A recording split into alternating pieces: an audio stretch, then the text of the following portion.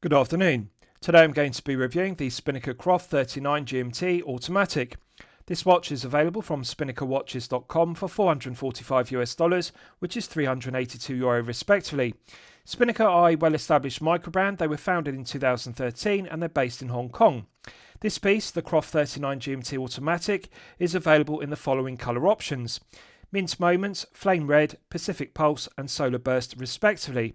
Of the four colour options, I think this Mint Moment version is the best looking. So firstly, let's look at the box that the watch comes in, and then I'll talk you through the specifications of the piece. So the watch comes in a cardboard watch box, which is protected by this cardboard sleeve. On the front of the sleeve you can see I've stuck a sticker. This sticker actually comes on the case back, and it has a QR code you can scan with your Android or iPhone, and that will activate the 2-year international warranty from the date of purchase. So one removes the cardboard sleeve from the cardboard watch box.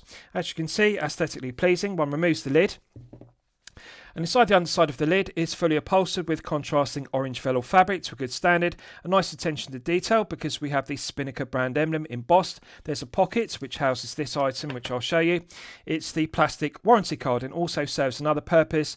It's also the owner's instruction manual card. So there's a QR code on the reverse you can scan with your Android or iPhone. That will also download the owner's instruction manual with clear, concise diagrams, instructions in English detailing the operation of the movement use, which is the Seiko NH34A automatic, and it would also download the terms and conditions of the 2-year international warranty. Also downloads their affiliate program should you wish to become an affiliate of Spinnaker watches, and also downloads FAQs, which is frequently asked questions. On the base of the card we also have their socials tags: Spinnaker Watches for Instagram and Spinnaker Watches Official, which is their Facebook page should you wish to share images of your piece on socials. So good to get a 2-year international warranty. I want to give due credit to Spinnaker here because often low tier brands, and to clarify, low tier is €0 to €500 price point, often low tier brands only cover their watches with a 12-month international warranty. To get 2 years of international warranty is excellent, and Spinnaker deserve full credit for that. So with regards to the other items that come with the piece, this is the cardboard tag, Spinnaker text logo on one side. On the reverse we have the barcode and the full reference number of this piece, the Spinnaker Croft 39 GMT Automatic in Mint Moment colour. One also gets this Tropic style FKM floor rubber strap, so it has the iconic classic Tropic style pattern to it, textured on the top side, fully perforated, nice blue tone to it, textured on the underside with the iconic Tropic grid formation, and nice attention to detail because we have the Spinnaker text logo printed on it, and also correct decision of using quick release stainless steel spring bars versus standard spring bars, therefore that negates the need for a spring bar tool. So as it's made from FKM floor rubber, it really is a compromise, and it sits between NBR, nitrile butadiene rubber, and silicone rubber respectively. FKM floor rubber really is a compromise between the two for two reasons: in terms of how supple it is, but also in terms of durability. So to clarify, silicone rubber is softer than FKM floor rubber. That's the benefit. The negative of silicone rubber is it's not as durable and robust long term. Natural rubber and NBR, nitrile butadiene rubber, are harder, and therefore the benefit is they are more durable, more robust long term. The negative is they are not as soft and supple, therefore not as comfortable. FKM floor rubber really sits in between the two, between NBR nitrile butadiene rubber and silicone rubber respectively, because it is durable long term, but also soft and supple. So it's stiffer than silicone rubber, but it's not as durable as NBR nitrile butadiene rubber or natural rubber, but it is a good compromise between the two. At the buckle and tang end, it's flexible, it's soft and supple as per a silicone rubber strap. At the spring bar end, where it's thicker due to the taper and it needs to be more reinforced, it is stiffer, which is acceptable. It is going to require some breaking in, but it does look and feel very well finished, nice and smooth despite the texture on the top side and the underside. The perforations are aesthetically pleasing as per vintage Tropic straps from the 1960s and 1970s, but they also serve a meaningful purpose. They allow for air circulation through the strap, which is making it more comfortable in warmer weather. And also they allow for sweat and perspiration to wick away from the wrist, so the strap dries out quickly. Also, if you use the watch for diving in seawater, it allows the seawater to wick away from the wrist and the strap, so therefore it also dries out quickly. So it is practical, but also aesthetically pleasing, and it has a vintage aesthetic. So let's look at the buckle and tang side. Two sliding keepers rather than being the first one fixed. Correctly proportioned keepers, and the buckle and tang are made from solid 3160 grade stainless steel, engraved with the Spinnaker text logo with high definition engraving, beautiful lustre to the top side, underside and flanks. Nice heavy gauge to the 3160 stainless steel, so it's going to be durable and robust. Tang is also correctly proportioned, nice heavy gauge to it. And the underside is engraved with stainless steel because it's solid 3160 grade stainless steel.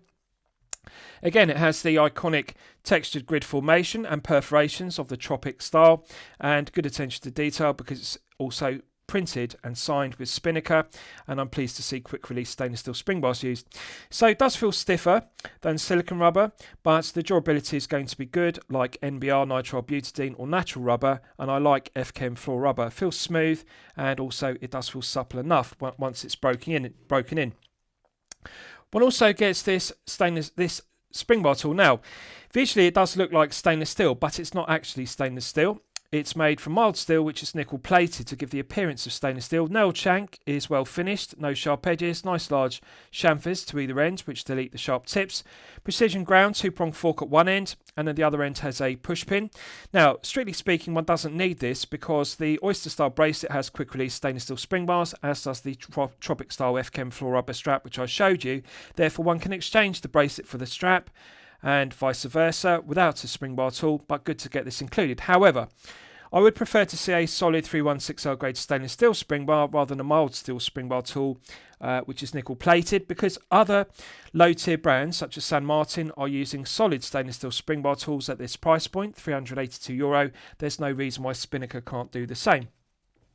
So I'll continue to show you the watch box. So in the base, which is cardboard, we have this foam protective panel which you remove. Base is fully upholstered with contrasting orange velour fabric and contrasting purple velour fabric to good standard. 2 elasticated straps in the cutouts. The right hand cutout is for the FKM floor rubber strap I showed you. Centre cutout is for the spring bar tool I showed you. Left hand cutout houses this padded pillow cushion. Padded pillow cushion is upholstered to a good standard with contrasting orange velour fabric. Good attention to detail because we have the Spinnaker emblem embossed on the left hand flank and right hand flank, and it is well finished. Good snug fit inside the left hand cutout, so it does a good job of protecting watch and shipping. Nice presentation, but I'm going to be critical of it because this is the kind of cardboard watch box one would expect to see with a low tier piece below €100 in the low tier. It's acceptable to use cardboard watch boxes below €100, but when one gets to the upper end of the €500 in the low tier, €382, plastic watch boxes or alternatively vinyl coated watch boxes are the industry standard. Alternatively, a vinyl or pea leather watch roll is the industry standard. Cardboard watch boxes at €382 are a production cost cutting measure in order to maximise profit margin per piece, and therefore disappointing. So, with regards to the specifications of the piece, we have a 39mm case diameter, we have a lug-to-lug measurement of 47mm, a thickness of 13.2mm, and a lug width of 20mm. The Oyster style bracelet tapers from 20mm at the lugs down to 18mm at the 2-button push flip-lock clasp. The clasp is a disappointment, light gauge of 3160 grade stainless steel versus a solid milled 3160 grade stainless steel body. Flip-lock is also light gauge, but on a positive note, it is signed to a good standard with high definition engraving with the Spinnaker text logo. 2-button push triggers are correctly proportioned, deburred well. Beautiful lustre to the brush satin finishing to the top side, underside and flanks, so it is finished to a good standard. No sharp edge to the top edge or the low edge. 4 corners have been deburred very well, so no sharp corners, and the undercuts to the flanks have been deburred and chamfered very well, so no sharp edges, doesn't scratch the wrist. However, it's disappointing there are only 3 micro adjustment holes in the flanks, which is the minimum. This flip-lock clasp with light gauge stainless steel was acceptable in the 1990s and the early 2000s, but from 2010 onwards, low-tier brands, including low-tier Chinese-made brands, started to use solid milled 3160 grade stainless steel clasp. Alternatively, the now industry standard in 2025 is a solid milled clasp with micro adjustment mechanism, a ratcheting mechanism, or alternatively glide lock style clasp. They are the industry standards. This kind of light gauge pressed stainless steel clasp with a flip lock and 2-button push triggers with 3 micro adjustment holes is not acceptable in 2025. It's certainly not acceptable at the €382 price point. One could be magnanimous about this as a production cost cutting measure. If this were a low tier piece below €100, one has to be realistic and expect some production cost cutting measures below €100. But this is €382.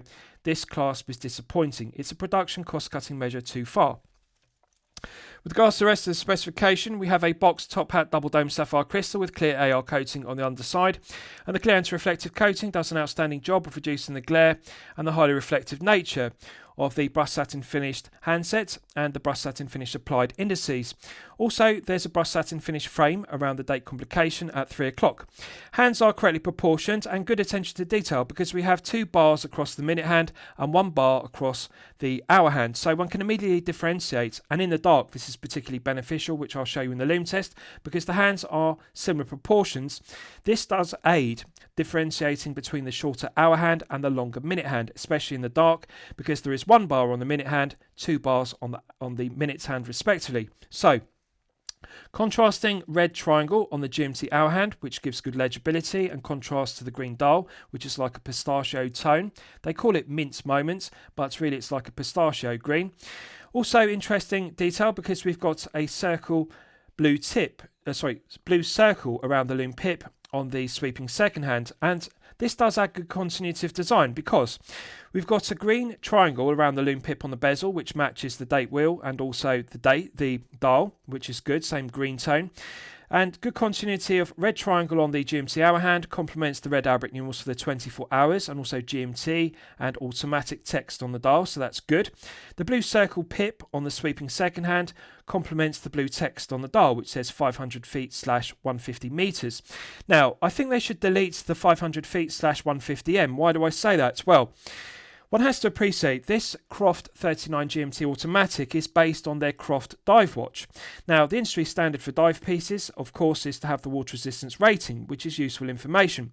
But strictly speaking, this is a GMT piece, it's not a dive piece. Therefore, we don't need to have the water resistance rating on a GMT watch. This is not meant to be used for diving, it's meant to display 2 time zones with a GMT complication.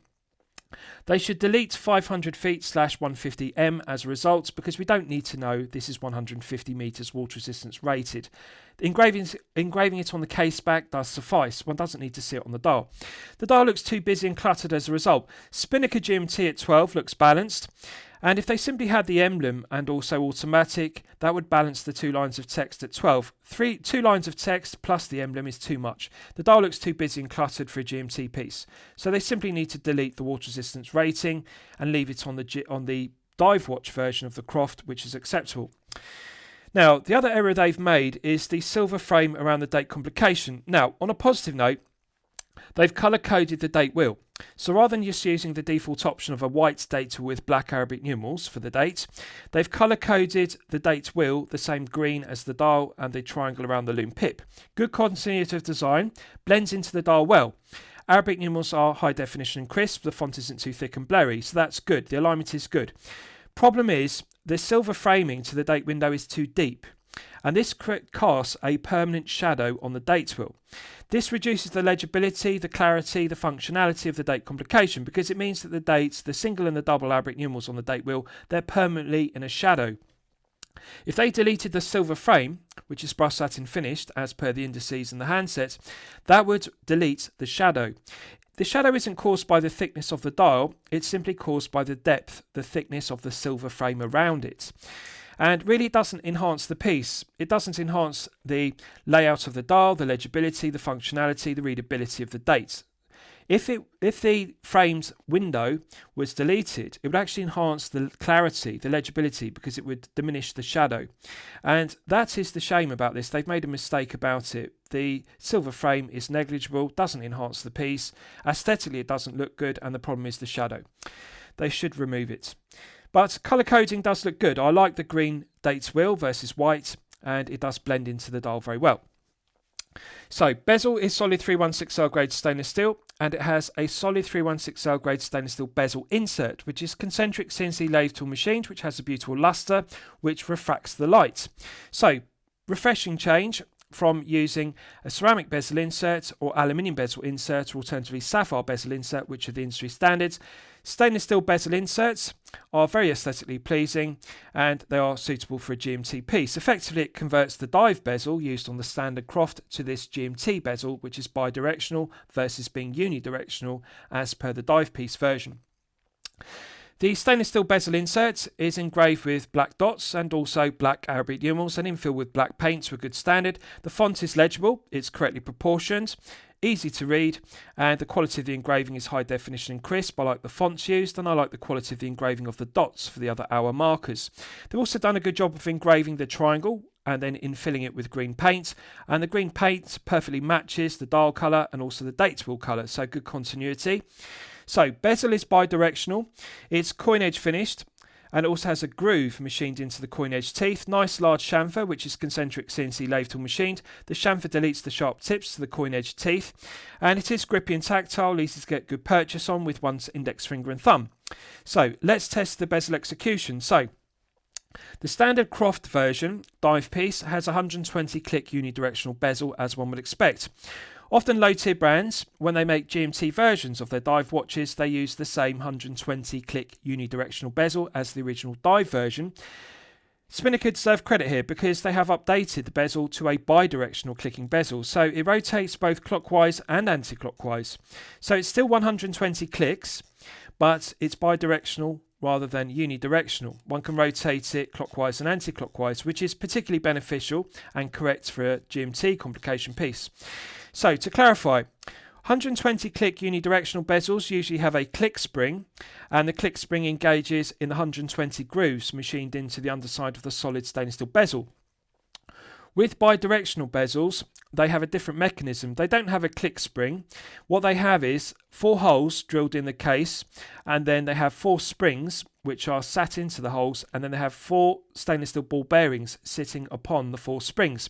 So for example, you'll have a spring and ball bearing at 12, 9, 6 and 3, and the 4 ball bearings which are sprung loaded add pressure to the grooves in the underside of the bezel, and that means the bezel can rotate bidirectionally. If it just had one click spring engaging in the grooves, it could only rotate in one direction anti-clockwise, therefore it would be unidirectional. In terms of sensation, it sounds and feels the same as a 120 click unidirectional bezel. When you rotate it through the 360 degrees, it doesn't get heavier or lighter. It feels even, which is good. No lateral side-to-side play whatsoever. Now, we don't need to check for back play because it's bidirectional. Of course, it's going to have 360 degrees of rotation, both clockwise and anti-clockwise. But in terms of the clicking sensation, the clockwise clicks feel exactly the same as the anti-clockwise clicks. It does feel exactly the same as a 120 click unidirectional bezel with a click spring. When you rotate it clockwise and anti-clockwise, the clicks sound the same, they also feel the same. It's good. In terms of resistance, it's medium. It's not too firm and it's not too light. So it feels lighter than a Seiko 5KX, feels similar to a San Martin SN017G, which you may be familiar with, and it's got that medium resistance to it. Doesn't feel too light, doesn't feel too heavy, doesn't feel rough or gritty, feels smooth, but one can feel the clicks. They feel solid, they feel reliable, they feel robust. It's not sloppy. So it doesn't feel too light. You're not going to accidentally knock it out of position if you rub against the bezel. I like it. I think they've got the balance correct. And it is good in the low tier to see a bidirectional bezel on a GMT piece because, as I've detailed, often low tier brands, including Chinese brands, they will use as a production cost cutting measure the same 120 click unidirectional bezel on their GMT pieces as their dive pieces because it increases production cost. To drill 4 holes in the case and to put 4 springs and 4 ball bearings into the case, that adds production costs per piece and therefore diminishes or reduces profit margin per piece, which is why they don't do it. But Spinnaker have done it and they deserve credit. Alignment is correct, and of course you can align it correctly because it's bidirectional. Bezel execution is good. Let's test the screw down crown execution. Solid 316L grade stainless steel crown, coin edge finished, nice large mirror polished chamfer which deletes the sharp tip to the coin edge teeth, mirror polished cap to it, and it's engraved with the emblem to a good standard, which is good. It's large enough and correctly proportioned, so it's grippy and tactile. One can get good purchase with one's index finger and thumb, but it's not too large. It doesn't project too far proud of the right hand flank. Therefore, when you flex the wrist, it doesn't dig into the back of the hand. It looks correct for a 39mm head of the piece. Let's test the execution.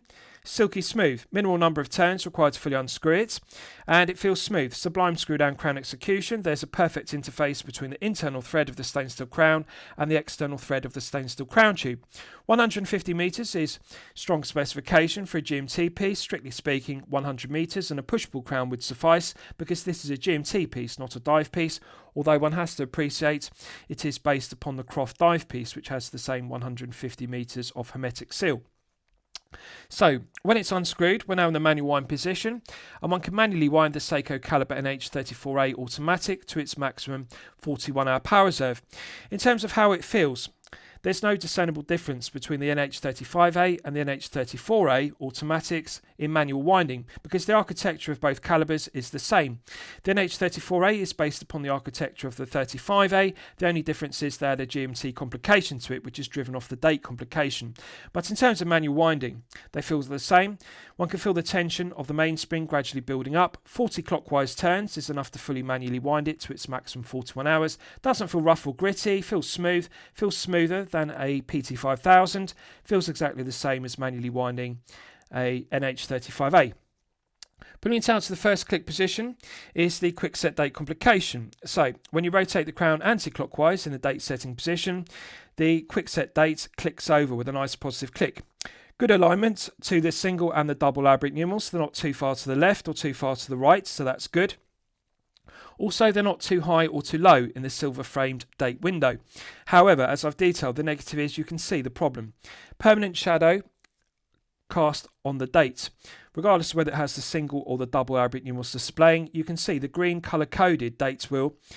It has this dark shadow around it, and it's just a shame. Had they deleted the silver frame around it, the legibility would be enhanced, because we wouldn't have this shadow cast on the date wheel, and that really would enhance the legibility. But font is clearly legible. I like the alignments, and also like the font isn't too thick. It's nice and high definition and crisp. So as we're in the date setting position, anti-clockwise advances the date, clockwise advances the GMT hour hand. So you can see the GMT hour hand also has a quick set complication. You can quickly cycle through the 24 hours independently of the time, and this is beneficial because you don't need to disrupt or disturb the 12-hour time. When you've set the time precisely to the second, you can leave the time running. You can see the second hand continues to sweep. You don't need to hack the movement into the time setting position. You can independently adjust the GMT hour hand independent of the 12-hour hands. This is beneficial. So when changing time zones, you can adjust the GMT hour hand independently of the other hands. That's good. Alignment is correct, and it clicks rather than being smooth. So each of the 24 hours with a GMT hour hand, they have this nice positive clicking sensation, and I like the feeling of it. Feels reliable, feels robust, nice clicking sensation, feels pleasant, minimal backplay in it. So rotating the crown anti-clockwise advances the date, rotating the crown clockwise advances the GMT hour hand. Works very well. Excellent. Pulling it out to the second click position hacks the movement. If you look at the second hand with the contrasting blue circle pip, you can see it's now stopped dead, so therefore it's possible to set the time precisely to the second with the Calibre NH34A automatic. We're now in the time setting position.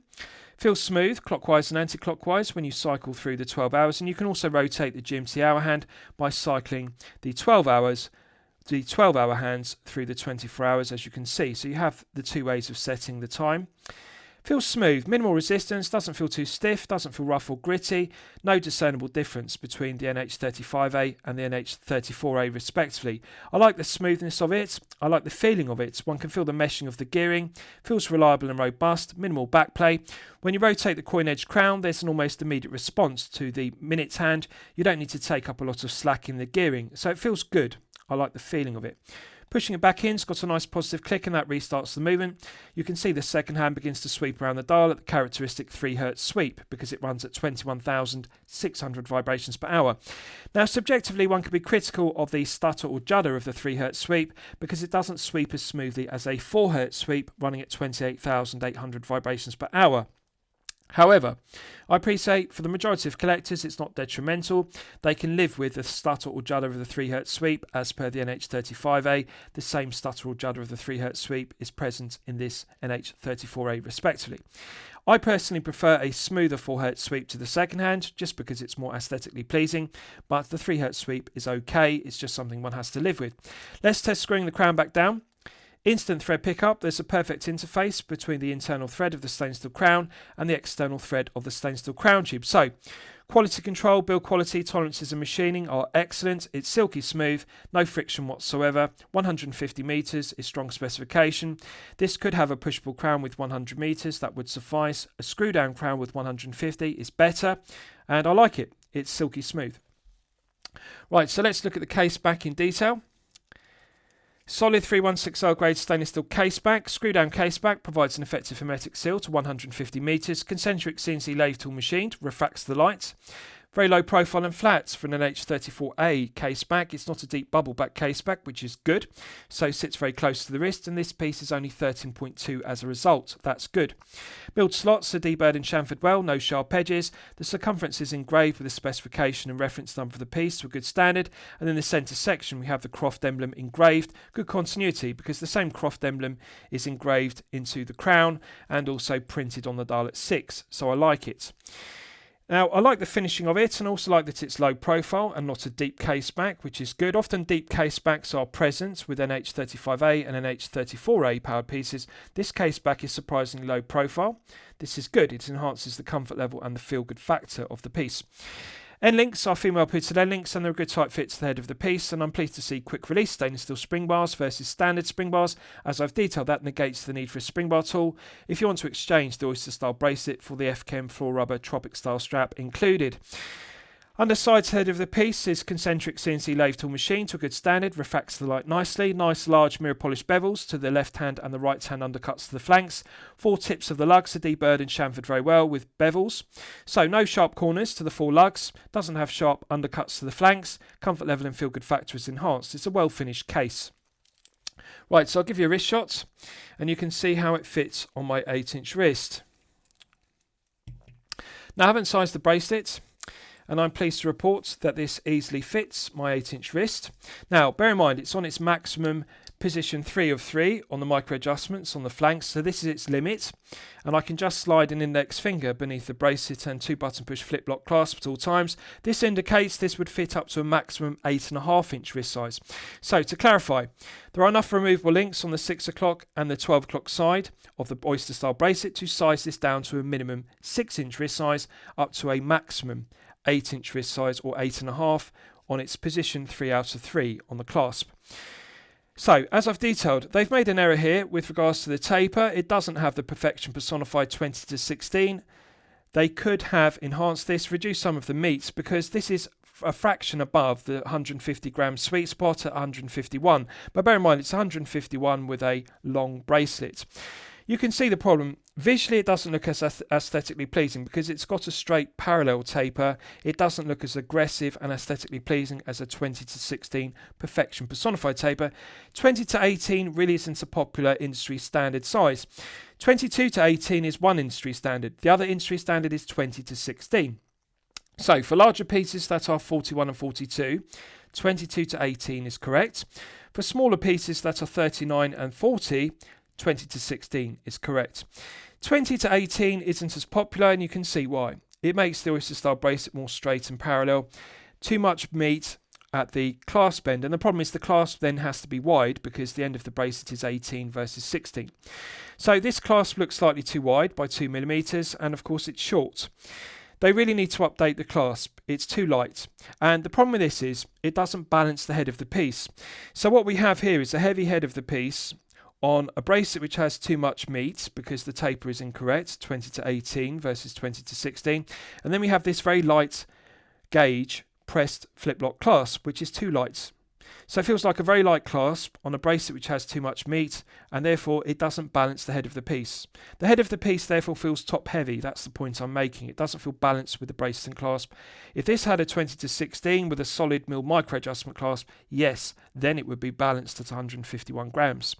So there's room for improvement. I'd like to see a V2 version with 20-16 and a ratcheting micro adjustment clasp. That would enhance the piece. In terms of comfort level and feel good factor, 13.2 is good. You'll know from my previous reviews, 13mm and below is the sweet spot for a 39mm head of the piece to easily slip underneath a shirt cuff if you wear business shirts.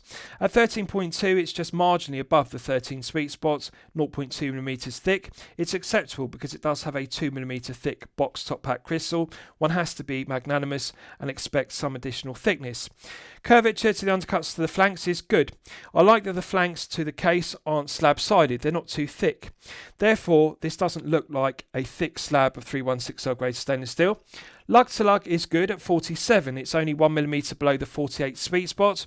You'll know from my previous reviews, 48mm is the perfect lug to lug sweet spot for all wrist sizes. 48 lug to lug will fit you regardless of whether you have a 6 to 7 inch wrist or a 7 to 8 inch wrist respectively. At 47 lug to lug it's just 1mm below, which is okay. Nice curvature, minimal gap beneath the tips of the curved lug, so the curvature is good, wraps around the wrist well, and they have made the correct decision, so they deserve credit for using female Putil end links versus male end links. Had they used male end links, that would have extended the effective lug to lug beyond 47, therefore one would get a gap underneath the oyster style bracelet, but as it stands the female Putil end links allow for good articulation, and the end link in the oyster style bracelet pivots beneath the tips of the lugs. It pulls snug to the wrist. So nice snug fit to the end link in the oyster style bracelet. Nice curvature and snug fit beneath the tips of the lugs. Fit is good. Comfort level and feel good factor is good because we have a flat case back versus bubble back case back, which is too deep. Box top hat crystal gives the piece a vintage aesthetic, rather like an acrylic, plexiglass or Hesselite double dome crystal from the 1960s or 1970s, so it's good. But of course we have the modern day specification enhancement of it being hard and scratch resistant because it's sapphire crystal, and also AR coating improves the legibility. Because it's double domed versus single domed, it doesn't have the distortion and magnification effect of an acrylic crystal. So vintage aesthetic, modern day specification. Bezel is good. I like the concentric CNC lathe tool machining and the coin edge teeth. Again, it gives the piece a vintage aesthetic, so it looks good. Green tone of the mint moment dial is good, and I like the legibility of it. One can easily read the red triangle tip to the GMT hour hand. It's just a shame about the shadow around the date window. It's always dark, as I've detailed. But feel good factor is good, comfort level is good, just doesn't feel balanced due to too much meat on the bracelet, due to the incorrect taper and this abhorrent flip lock clasp. Now there's something else I want to show you about the clasp, which is abhorrent. It's another production cost-cutting measure, but I want you to be aware of it. And it's a production cost-cutting measure too far. Diver's style extension link. This is dreadful. Not only is it a light gauge of pressed 316L grade stainless steel versus a solid milled 316L grade stainless steel EasyLink style extension, you can see they haven't even brush satin finished it, they haven't mirror polished it. This is just matte finished. So they press the 316L grade stainless steel and they haven't polished it and they haven't brush satin finished it. This is unfinished. This is dreadful. And it's very thin, as you can see. So it does snap in with a nice positive click. That's the benefit, and it does deploy with a nice positive click. So it works okay, and therefore we do have 10mm of on-the-fly adjustment. So you can quickly deploy it if your wrist swells up, and then you have 10mm on-the-fly adjustment. But this is dreadful in terms of finishing. Light gauge to it, and of course, needless to say, it rattles. Like the links in the bracelet, like the end links, it's sloppy. The extension link has this pin going through it, and you can see lateral, longitudinal, side to side, up and down play, so it's sloppy. And inside, fitting into the body of the pressed stainless steel clasp, we have a spring bar, and needless to say, it's sloppy. Even the hinge pin has excess play. Look at the amount of play. You can actually see it and feel it. Lateral, longitudinal, side to side, up and down play. Play in every single direction. This is absolutely dreadful. This does not say to me €382 quality. This does not say to me €382 value. One could be magnanimous if this were below €100 in the low tier. This is 382. We're at the upper end of the €0 to €500 price point in the low tier. Dreadful. They should simply delete this. It's abhorrent. Production cost cutting measure too far in order to maximise profit margin per piece. They really need to delete this clasp and add a micro adjustment clasp. Right, so let's do a Lume test.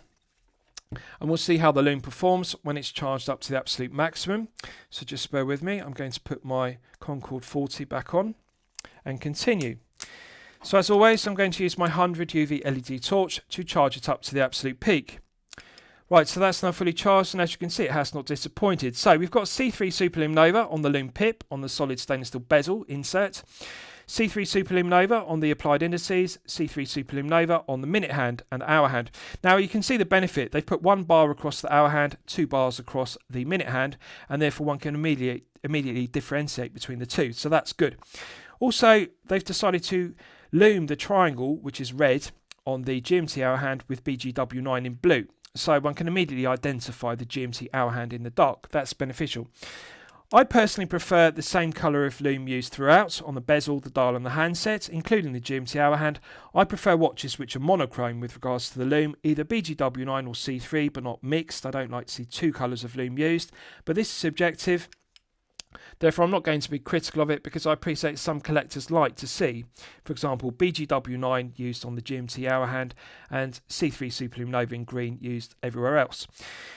Clearly 5 to 6 layers on the Lume pip, 5 to 6 layers on the indices, 5 to 6 on the handset, and also the GMT hour hand in BGW9 is clearly 5 to 6. Potency of the exciter is good. I'm pleased to see they didn't use the production cost cutting measure, for example, of 2 to 3 layers on the dial and 3 to 4 layers on the handset. Good colour tone match. So in daylight, there's a good colour tone match on the C3, on the Lume pip, the dial and the hands, and also the GMT hour hand. They all look white, which is good. And in the dark, the green is the same tone on the Lume pip, the dial and the handset, which is good. It doesn't look lighter or darker. That indicates the same number of layers applied. 5 to 6 on the Lume pip, 5 to 6 on the dial, 5 to 6 on the hands. Looks good. No production cost cutting measures in order to maximise profit margin per piece. Legibility is good. I like it. Right, so let's discuss the movement use because it's my favourite aspect of the piece. So, you'll all be familiar with the Seiko NH34A automatic. Seiko make the NH34A in 2 plants in Malaysia and Japan respectively. There's no difference in quality control, build quality, materials and finishing between the 2 respective versions, the Japanese and Malaysian versions. Spinnaker are using the Malaysian version. It's been in production since 2022, so at this stage in 2025, it's a reliable, well-proven workhorse Malaysian GMT caliber. Has 24 joules. It runs at 21,600 vibrations per hour and a frequency of 3 Hz. It has hand winding and hacking, which use for complications. Quickset date complication works well, as I've demonstrated. Also has a quickset GMT complication, which also works well, as I've demonstrated. Stated accuracy of the NH34A is -20 to +40 seconds per day, so rather wide accuracy range. However, I'm pleased to report that Spinnaker are doing a good job of regulating the NH34As they're using. This one is running consistently at +6 seconds per day. +6 is well within the stated accuracy of -20 to +40. +6 is actually chronometer accurate. Chronometer accuracy is -4 to +6 respectively. So anything between plus or minus 10 seconds per day is acceptable for an NH34A, well within the -20 to +40. +6 is excellent. Spinnaker deserve credit for regulating their calibers to a good standard. No negatives to the NH34A whatsoever. The architecture, as I've detailed, is the same as the NH35A. So therefore it's well proven, the design, the architecture of it. In terms of build quality, it is equal to the NH35A, which is a reliable, well proven workhorse movement. The only difference in the architecture is Seiko add a GMT complication to the NH35A, which is driven off the date complication, and that's why in the date setting position, the quickset GMT hour hand is driven off the date. So rotating the crown clockwise and anti-clockwise changes the date and also changes the quickset GMT hour hand. But other than that, the architecture of the 35A and the 34A are identical. Therefore, it's reliable, it's well proven, it's accurate, build quality, quality control, materials and finishing are the same. Correct choice for this piece at €382. I like the NH34A. There is no negative to it whatsoever. Subjectively, the only criticism is the stutter or judder of the second hand, because it runs at 3 Hz as I've detailed, but I appreciate for the majority of collectors this is not detrimental. So, last I'll summarise the piece. What do I think of it overall? Well, when I'm considering reviewing a watch on my channel, the watch should meet 2 criteria. It should be both excellent quality and excellent value at the respective price point. So, $445 is €382 respectively. I'm going to declare it OK quality, and I'm going to declare the value as poor. The reason why I say it's OK quality versus good or excellent quality is the end links, the bracelet and the clasp. Sloppy end links, sloppy bracelet, poor quality clasp, and we've got this abhorrent, dreadful pressed diver's extension link. This is not €382. So what we've got here, to clarify, is a good quality head of the piece on a poor quality oyster style bracelet, and therefore that downgrades the head of the piece from good or excellent quality down to okay quality. Value is poor. This does face stiff competition in the low tier between €0 and €500, and at €382 it's at the upper end. And these kind of production cost cutting measures of a sloppy end link, sloppy bracelet, light gauge press clasp with only 3 micro adjustment holes versus a micro adjustment clasp which is solid milled 3160 grade stainless steel, all of these cost cutting measures add up. And this says to me poor value as a result. I cannot say this is excellent quality, and I cannot say it's good quality. Good quality. I can't say it's excellent value, and I can't say it's excellent, good value or excellent value. So I can only say okay quality, poor value. The truth is there are better alternatives at €382 in the low tier between €0 and €500 with the same specification using the Seiko NH34A. If you're looking for a GMT piece, there is better quality and better value available. So therefore, okay quality and poor value as a result. I hope you've enjoyed my review of this Spinnaker Croft 39 GMT automatic. Please feel free to post your own comments below the video. Thank you for watching.